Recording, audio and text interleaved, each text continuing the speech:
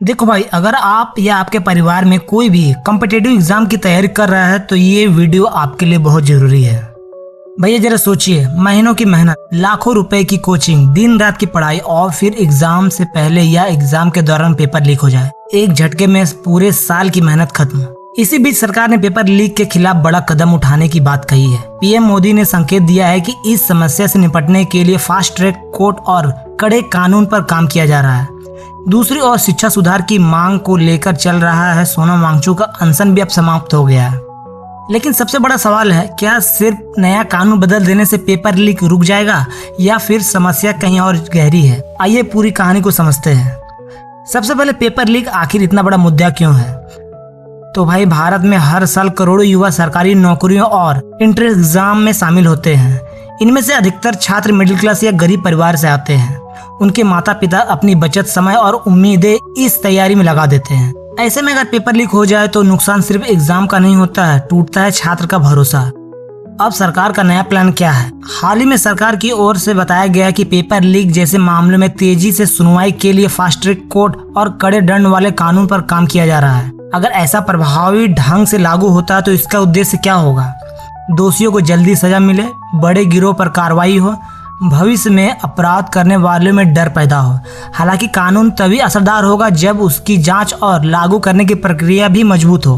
वही सोनम वांगचुक का अनशन क्यों चर्चा में रहा है? शिक्षा व्यवस्था और युवाओं से जुड़े मुद्दों को लेकर सामाजिक कार्यकर्ता सोनम वांगचुक ने अनशन किया था। हालांकि बाद में उन्होंने अपना अनशन समाप्त कर दिया। इस पूरे घटनाक्रम ने फिर से देश का ध्यान शिक्षा व्यवस्था और छात्रों की समस्या की ओर खींचा। लेकिन क्या यह समस्या सिर्फ एक राज्य की है? बिल्कुल नहीं। पिछले कुछ सालों में अलग अलग राज्यों में विभिन्न प्रतियोगी परीक्षाओं में पेपर लीक या परीक्षा से धांधली के मामले सामने आए हैं। कहीं भर्ती परीक्षाएं रद्द हो गई, कहीं दोबारा परीक्षा करानी पड़ी और कहीं जांच एजेंसियों ने बड़े नेटवर्क का खुलासा किया। यानी समस्या एक सरकार या एक राज्य तक सीमित नहीं है, यह पूरे सिस्टम की चुनौती बन चुकी है।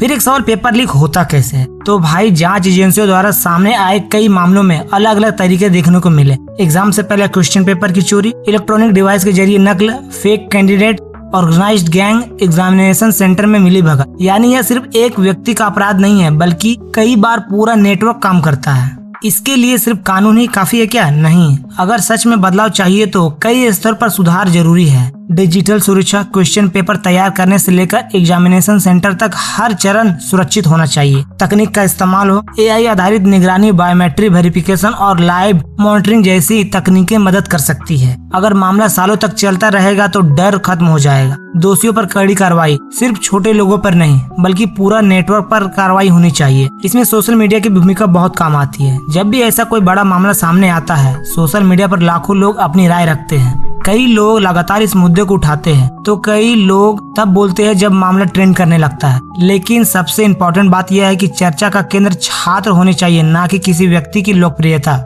राजनीति से ऊपर उठकर सोचने की जरूरत है। पेपर लीक का नुकसान किसी पार्टी को नहीं, सबसे ज्यादा छात्रों को होता है। इसलिए चाहे केंद्र सरकार हो या राज्य सरकार, जहाँ भी लापरवाही हो जवाबदेही तय होनी चाहिए और जहाँ सुधार हो उसका स्वागत भी होना चाहिए। वैसे छात्र आखिर चाहते क्या है? बहुत बड़ी मांग नहीं है, बस इतना कि मेहनत का सम्मान हो, ईमानदारी से परीक्षा हो, योग्यता के आधार पर चयन हो और किसी की मेहनत भ्रष्टाचार की वजह से बर्बाद ना हो। अगर ये नया कानून प्रभावी तरीके से लागू होता है, अगर जांच तेज होती है, अगर पूरे नेटवर्क पर कार्रवाई होती है तो निश्चित रूप से बदलाव संभव है। लेकिन असली जीत तभी होगी जब किसी छात्र को यह डर ना हो कि उसकी सालों की मेहनत किसी पेपर की वजह से बर्बाद हो जाएगी। क्योंकि परीक्षा सिर्फ नौकरी का रास्ता नहीं होती है, यह लाखों परिवार के सपना का सवाल होता है। आपकी क्या राय है? क्या सिर्फ सख्त कानून काफी है या पूरे एग्जामिनेशन सेंटर में बड़े बदलाव की जरूरत है? अपनी राय कमेंट में जरूर बताएं। अगर ये वीडियो पसंद आया हो तो लाइक करें, चैनल को सब्सक्राइब करें और ऐसी वीडियो के लिए हमसे जुड़े रहें। जय हिंद, वंदे मातरम।